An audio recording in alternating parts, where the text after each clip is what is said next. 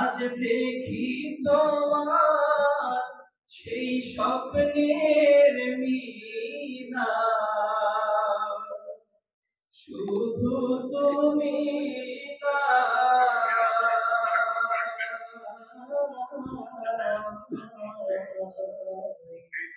হুজুর কিবলার হাজার স্মৃতি জিন্দে মোরা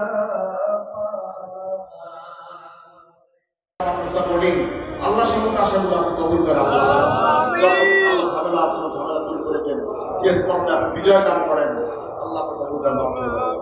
এই দরবারে আসার উদ্দেশ্য হলো আল্লাহর ওলিরা অনেক অনেক কেরামতি আছে আল্লাহর ওলিদের, কিন্তু না আসলে বোঝা যায় না যে কি আছে না আছে। কারণ অনেক দরবার আছে, অনেক দরবারের মধ্যে এই দরবারে অনেক পার্থক্য আছে যা নিজের চোখে না দেখলে বোঝা যায় না। কারণ দেখা যায় আল্লাহর ওলিদের অনেক কেরামত আছে, অনেক পাওয়ার আছে।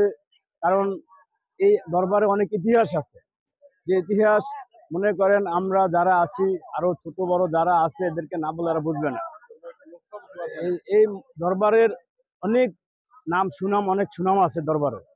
আসলে কি আমরা যদি সবাই আশেপাশে যারা মুসলমান যারা আছি বাংলাদেশের আনাচে কানাচে সবাই সবার সাথে যদি শেয়ার করি বা সবাই সবাই যদি দাওয়াত দিয়ে আনলে আর দেখলে নিজের চোখে দেখলে বুঝতে পারবে যে না আল্লাহর ওলিরা আসলে কি ছিল। আমরা খুবই গর্বিত এবং ধন্য যে সারসিনা দরবার শরীফের এই 134তম যে বার্ষিক মাহফিল হয়েছে, এই মাহফিলে আমরা আসতে পারি।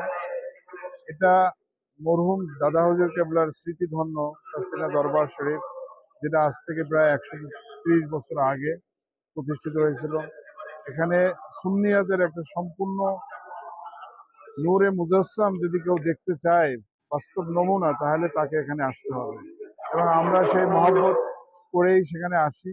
এখানে আসলে আমরা আল্লাহ এবং আল্লাহ রসুলের প্রেম এবং আল্লাহ রসুলের যে সম্পূর্ণ যে নমুনাটা, যেটা কোরআন হাদিসের মাধ্যমে আমরা জানতে পেরেছি, সেটা একটা বাস্তব রূপ আমরা এখানে দেখতে পাই। লক্ষ লক্ষ পীর ভাই মুহিব্বিন আশিকিনদের একটা মিলন মেলায় পরিণত হয় প্রতি বছর এখানে। প্রতিটা মাহফিলে আমাদের পুরানো এবং এখানে তালিম তরবিয়তের মাধ্যমে আমাদের আত্মার যে খোরাকটা যোগান দেওয়া হয়, এটার মূলত এটার ভালোবাসায় পড়েই বা এটা টানেই আমরা এখানে চলে আসি বারবার। এই দরবারে আমরা আসার একমাত্র উদ্দেশ্য হলো আত্মশুদ্ধি অর্জন, নিজেকে সংশোধন করা, নিজেকে পরিশুদ্ধি করা, আল্লাহ এবং আল্লাহ রসুলের সন্তুষ্টি অর্জন করা, পরকালীন মুক্তি এবং এই দুনিয়ায় যেন আমরা সুখে শান্তিতে আল্লাহর হুকুম পালন করে আমলি জিন্দেগি গঠন করতে পারি।